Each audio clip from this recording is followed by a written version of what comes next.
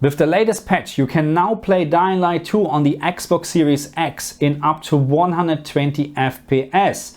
And we have now two options to reduce motion blur. Hello my friends and welcome to a very quick video about Dying Light 2 and the latest update. And if you're playing this game on an Xbox Series X in the performance mode, you can now play this game up to 120 FPS on a compatible screen. Of course, you need to have a VRR compatible screen or TV like the LG ZX, and then you can see here unlocked frame rate up to 120 FPS. So in most of the cases what I found, it runs between 80 and 100 FPS. So this is a very big improvement compared to fixed 60 FPS.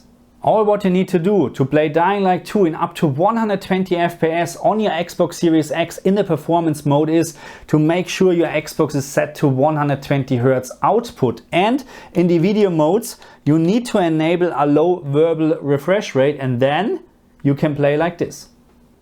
During my whole testing, I never experienced any stuttering, screen tearing or any other issue related to the new unlocked performance mode. In most of the time, the frame rate was between 80 and 100 FPS, and compared to the old 60 FPS performance mode, it's now so much better to play. The unlocked performance mode on the Xbox Series X is a great improvement, but that's not all. We have finally two options to reduce motion blur in this game because it was just way too much. Even with both options disabled, I have the feeling that the picture is not clear as I would expect it, but I think this is coming from the anti-aliasing what is used in this game. Nevertheless, disabling both options is a big improvement in picture quality.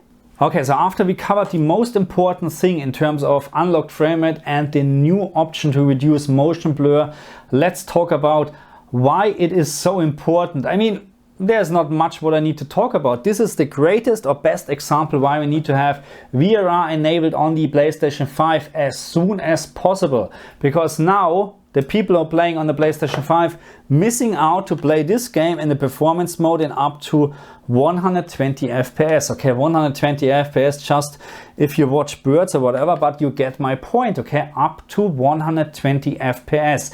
And the next thing is, and this proves more or less a point. At this very moment, at this location, this game can easily run in 1440p without dropping below 60 FPS. I'm not saying it can run at 4K.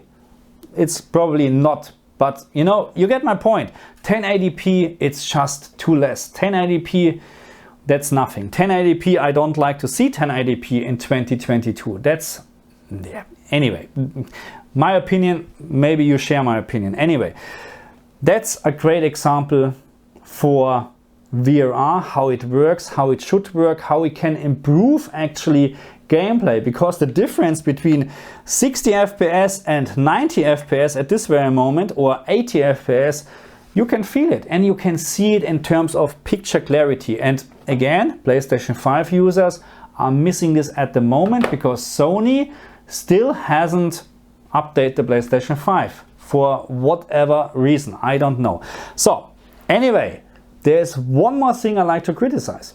Apart from the missing HDR, there's one more thing I like to criticize or bring up.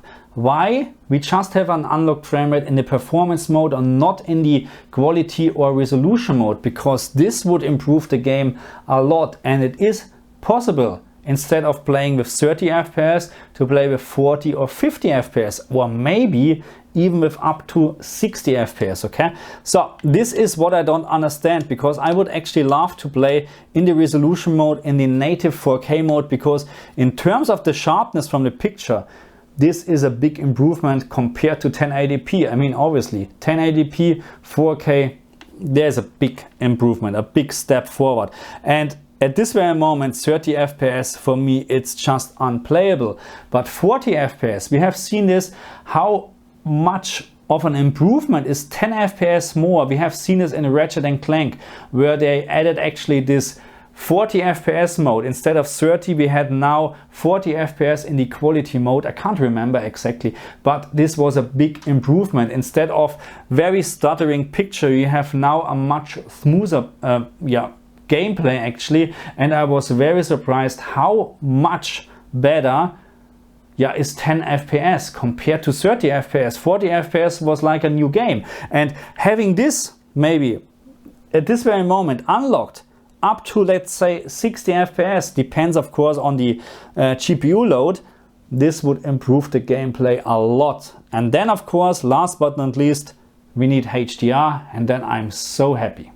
Okay, my friends, so that's it for this video. I hope you had fun and I hope you liked the video. And if you're new to my channel, please do me the favor, subscribe and like my video, and also share my content. I would much appreciate it. And now, of course, I would like to hear your opinion in the comment section about the new features here in Dying Light 2. Let me know what you think about the missing opportunity actually from not having unlocked frame rate in the quality and resolution mode, because I would actually rather see unlocked frame rate in those modes and not in the performance mode. To be very honest, that's my opinion. Anyway, also put in a comment what you think about my new name from the channel and my new logo. I would like to hear your opinion or read your opinion, of course. So in diesem Sinne, thank you very much. I'll see you guys next time. Bye.